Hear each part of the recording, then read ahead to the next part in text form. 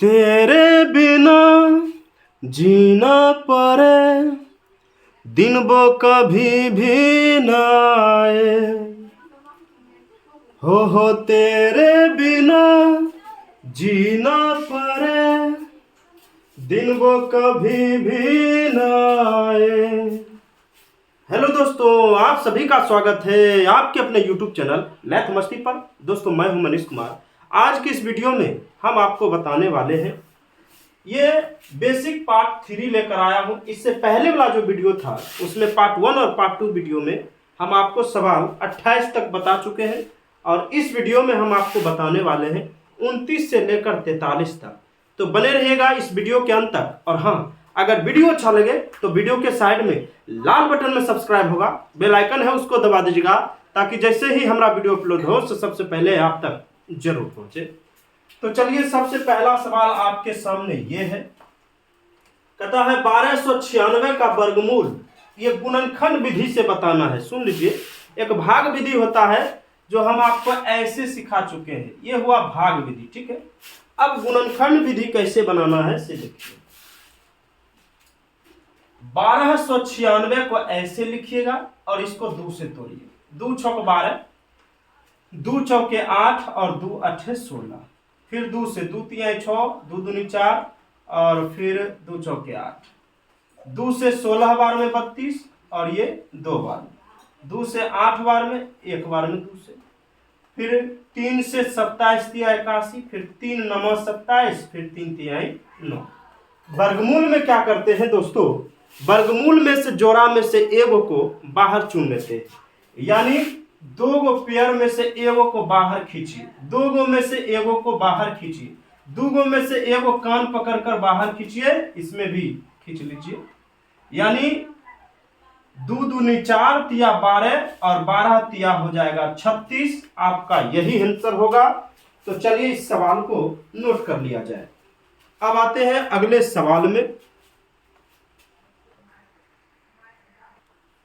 तो चलिए, आपके सामने अगला सवाल यह है। 30 नंबर सवाल है। रूट में 3, ठीक है, 512 गुने 1728, और ये रूट के पीछे 3 लगल है। इसका मतलब समझते हैं। इसका मतलब हुआ घनमूल निकालना। यानी इसका 3 पेयर में से एक को खींचकर बाहर कर लीजिए। फिर 1728 में 3 का पेयर बनेगा, उससे एक ठो खींचकर संख्या को बाहर कर लीजिए और दोनों को गुना कर दीजिएगा, वही आंसर हो जाएगा। तो चलिए, आप सबको हम याद करवा चुके हैं।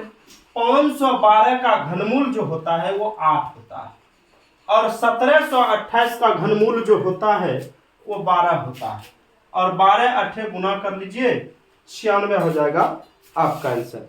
अगर याद करने हैं तो समय बहुत ही कम लगेगा, और नहीं याद है तो आपको निकालना पड़ता।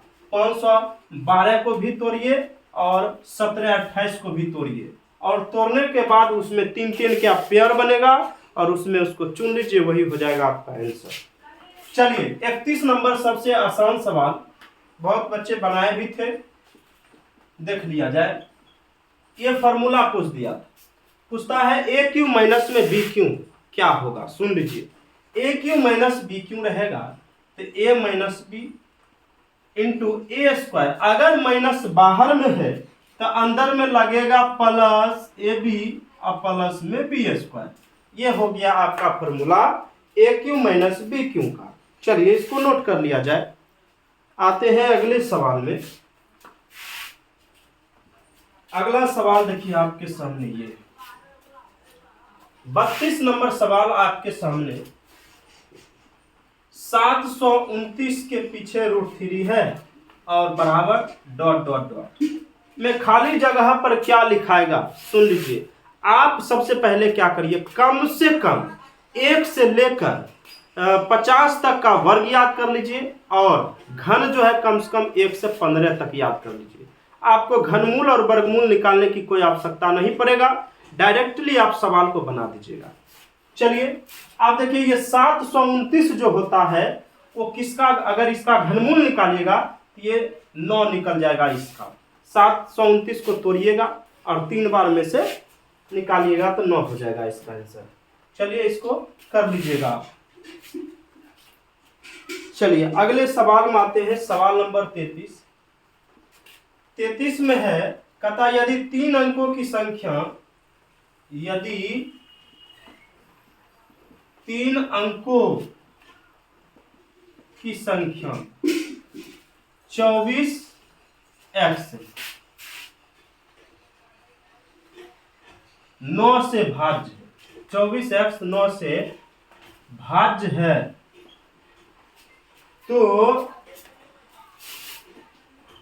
x का मान बताना है। सुनो जी, कहता यदि 3 अंकों की संख्या 24x है और 9 से ये भाज्य है, यानी 9 से कटता है, तो बताइए x का मान कितना होगा। 24x यहां लिखिए और 9 से दे दीजिए इसको भाग। 9 से काटिएगा तो 9 तिया 27 नहीं लगेगा, 9 दूना 18 लगेगा। 14 में से 8 गया 6, ये कट गया। अब सोचिए कि x का मान क्या अपने मन से रख दिया जाए ताकि ये 9 से पूरा पूरा कट जाएगा। अब सोचिए 1 से लेकर आपको 9 तक रखना है, कौन मान रखिएगा जो 9 से कट जाएगा। तो 1 रखिएगा तो नहीं कटेगा, 2 रखिएगा तब भी नहीं कटेगा। x का मान अगर सोच लीजिए 3 रख लिया जाए तो कट जाता है। तो 9 सत्ते 63, यानी आप कह सकते हैं कि x का मान हम कितना लिए, x का मान 3 लिए। इस वजह से ये 9 से क्या है, पूरा पूरा भाज्य है। तो चलिए उम्मीद है कि ये सवाल आप जरूर सीखे होंगे। तो चलिए आते हैं अगले सवाल में, इसको नोट किया जाए।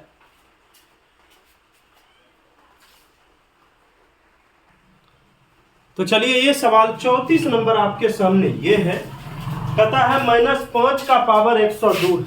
इसमें आपको क्या बताना है, इसमें आपको चिन्ह बताना है। एगो स्टार देख नोट लिख लीजिए अपने नोटबुक पर। ऋणात्मक संख्या का पावर, ऋणात्मक मतलब होता है माइनस, ऋणात्मक संख्या का पावर यदि सम रहेगा तो उसका आंसर प्लस में आएगा। लिख लिए। यदि, अगला नोट लिख लीजिए, यदि ऋणात्मक संख्या का पावर विषम रहेगा तो उसका आंसर माइनस में आएगा। अब सुन लीजिए सम विषम के बारे में कि जो संख्या 2 से पूरा पूरा कट जाएगा वो सम होगा, और जो 2 से पूरा पूरा नहीं कटेगा वो विषम होगा। आप सोच लीजिए कि -5 है, यानी ऋणात्मक संख्या है और इसका पावर 102। चूंकि 102 जो है वो सम है कि विषम आप विचार कर ही लिए होंगे। 102 जो है वो सम संख्या है, इस वजह से इसका आंसर जो है प्लस में आएगा। ठीक है, नहीं समझे। ऋणात्मक संख्या का पावर यदि विषम रहेगा, देखिए ऋणात्मक संख्या है, इसका पावर जो 3 जो है वो विषम है, तो विषम रहेगा तो उसका आंसर जो होगा वो ऋणात्मक में होगा, यानी माइनस में ही होगा। अगर उसका पावर सम तो आंसर प्लस में, अगर उसका पावर विषम तो उसका आंसर माइनस में हो जाएगा। इस बात को ध्यान में रखना है। चलिए अगले सवाल में आते हैं। 34 नंबर हो गया, आपका 35 नंबर आते हैं। 35 नंबर में भी घनमूल निकालना है। 216 गुने 125 का घनमूल निकालिए। सुनिए सुनिए, घनमूल कैसे निकालते हैं देख लीजिए। घनमूल निकाले,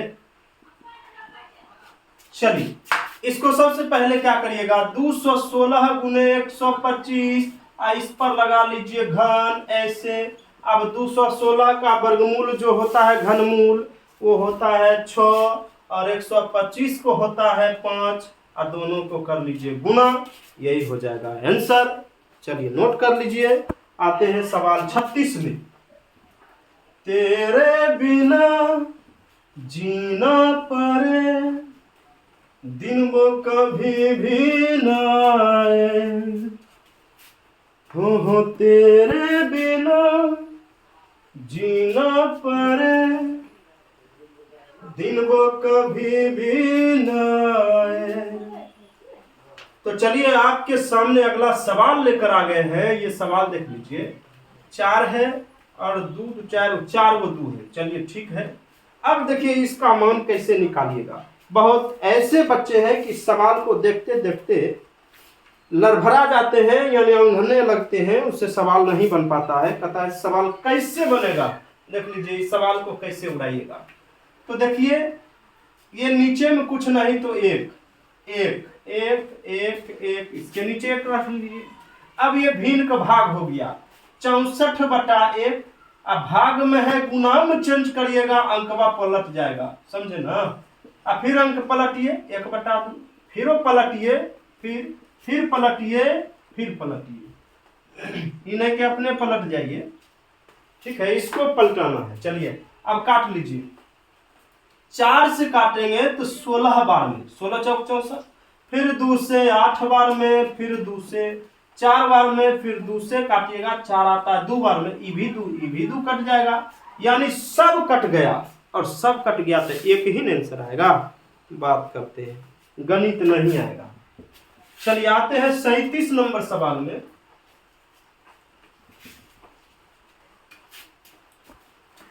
सैंतीस सवाल आपके सामने है।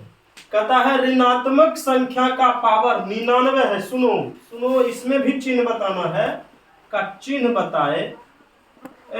सुनो, अब ये न बताए कि ऋणात्मक संख्या का पावर यदि सम रहेगा तो उसका आंसर प्लस में आएगा, और ऋणात्मक संख्या का पावर यदि विषम रहे तो उसका आंसर माइनस में आएगा। अब देखिए इसका पावर विषम है कि नहीं, विषम है ना।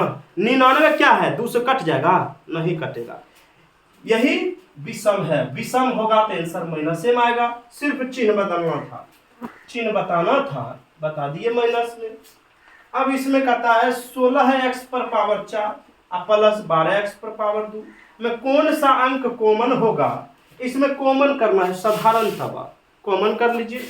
अब देखिए कॉमन वही होगा जो दोनों को काटने वाला होगा। अब देखिए दोनों में कौन ऐसा संख्या है जो दोनों में मिल रहा है या दोनों को काट रहा है, देख लीजिए। तो इसमें 4 ऐसा संख्या है जो दोनों को काट रहा है, तो 4 कॉमन कर लीजिए। एक्स स्क्वायर दोनों में मिलेगा तो एक्स स्क्वायर कॉमन, 4 का पढ़िए तो 4 चौके 16, यहाँ एक्स स्क्वायर रख लीजिए, प्लस 4 तिहाई 12, देख लीजिए। अब 4x स्क्वायर को इससे गुना करिएगा तो ये चीज आना चाहिए। देखिए 4 चौके 16, x पर पावर 2, x पर पावर 2 4 हो जाएगा, 4 तिया 12, x पर पावर 2 यहाँ पर आ गया। अब कहा इसमें कौन सा संख्या जो है आप कॉमन किए, तो आप जो कॉमन किए वो कॉमन किए हैं कौन चीज, ये 4x स्क्वायर आप जो है कॉमन कर लिए। ठीक है, चलिए अगले सवाल में आते हैं। आपके सामने अगला सवाल देखिए, ये देख लीजिए आपके सामने अगला सवाल।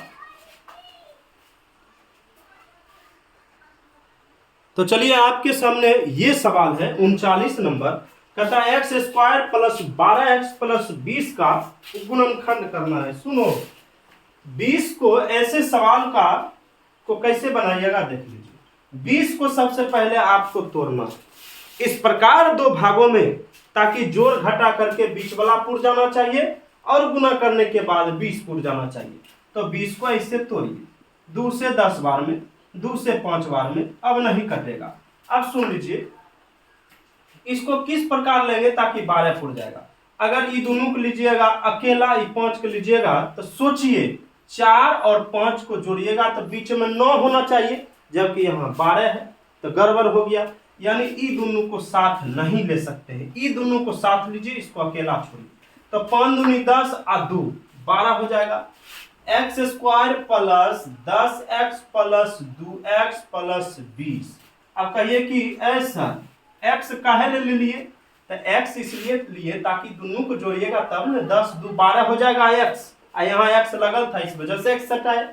अब देखिए 10 और 2 को गुना करिएगा तो 10 दूना 20 हो जाता है, और 10 2 जोड़िएगा 12 हो जाता है।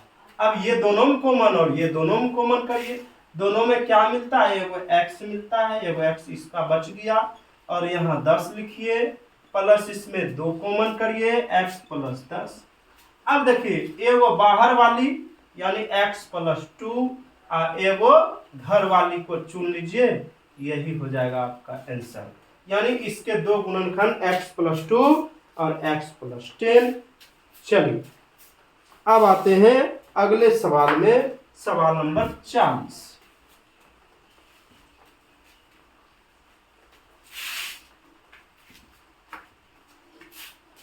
देखिए 40 जो सवाल है आपके सामने, कहता है 500 का 10%। सुनो, इस सवाल को खुद से बनाइए आप, आंसर कमेंट बॉक्स में जरूर बताइएगा। 500 का 10% नहीं आएगा निकालने, देख लीजिए कैसे निकालिएगा। तब 500 लिख लीजिए का मने गुना, अब प्रतिशत हटेगा तब बट्टा में 100 आएगा, प्रतिशत हटेगा तो बट्टा में 100, अब प्रतिशत सटेगा तो 100 से गुना करिएगा। ठीक है, प्रतिशत हटाना है तो 100 से गुना, सटाना है तो 100 से गुना कर दीजिएगा। प्रतिशत हटाइए तो हटाए हैं तो 100 से भाग, कट गया 10 × 50, यानी 500 का 10% जो हुआ वो 50 रुपया हो गया। चलिए आते हैं अगले सवाल में।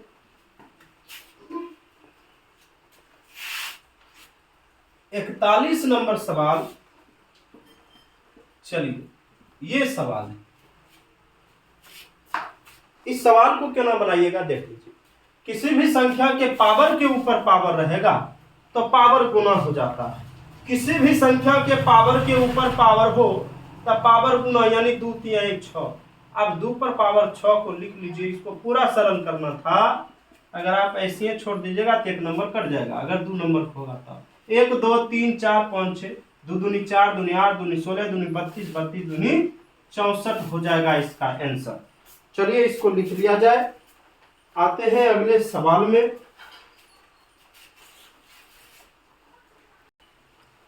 बारह और 13 के वर्ग के बीच कुल कितनी संख्याएं हैं? यानी इस सवाल को आप 2 तरीका से बना सकते हैं। एगो मेरा ट्रिक है और एक जो बताते हैं वो देख लीजिए, ट्रिक भी देंगे। तो पहले कहता 12 और 13 के वर्ग, तो वर्ग करिएगा तो 12 का वर्ग करिएगा तो 144 और 13 का वर्ग करिएगा तो 169, और दोनों के बीच में कुल कितनी संख्या आता है वो तरीका देख लीजिए। तो 12 का स्क्वायर 144, अब 13 का होता है 169। अब इसके बीच में जाना है, इसको नहीं चुनना है नहीं इसको चुनना है, ये दोनों के बीच में, समझ रहे हैं। 145 से गिनती करिए, 146 47 48 49 50 51 52 ऐसे करके गिनती कर लीजिए और कुल कितनी संख्याएं होते हैं वही आपका आंसर हो जाएगा। लेकिन इसका ट्रिक जो है मेरे पास ये है, तथा 12 और 13 के वर्ग के बीच कुल कितनी संख्या है, तो क्या करिएगा दोनों को जोड़ लीजिए और 1 घटा लीजिए, बस आ जाएगा आंसर। 12 13 को जोड़िएगा तो 25, 25 में घटाइएगा तो 24, समझ गए, हो गया आपका आंसर 24। आप वैसे भी गिनिएगा तब भी आपका आंसर 24 से आएगा। नहीं विश्वास है तो जाइए गिनती करिए। लास्ट सवाल आपके सामने ये रहा, एक और घनमूल आपके सामने 43 नंबर सवाल। 3 का क्यों, 4 का क्यों, 5 का क्यों का घनमूल निकालें। चलिए ये सवाल घनमूल निकालने का देगा तो रूट लगा लीजिए, घन लगा लीजिए, इसके पीछे घन लगा लीजिए। 3 गो है, 3 गो में से 1 बाहर, 4 है 3 बार तो 1 4 बाहर, 5 है 3 बार तो 1 5 बाहर, 4 × 12 = 25 60 हो जाएगा आपका आंसर। तो चलिए पार्ट 4 वीडियो जो लाएंगे उसमें 44 से लेकर 53 तक सवाल हम आपको बताएंगे। तो कैसा लगा ये वीडियो बताइएगा कमेंट में, लाइक करिएगा, कमेंट कीजिएगा और अपने दोस्तों के यहाँ शेयर जरूर करिएगा। और अगर आप पहली बार इस वीडियो को देख रहे हैं तो जाइए सब्सक्राइब कर ही दीजिए। फिर मिलते हैं अगले वीडियो में, तब तक के लिए धन्यवाद, थैंक्स।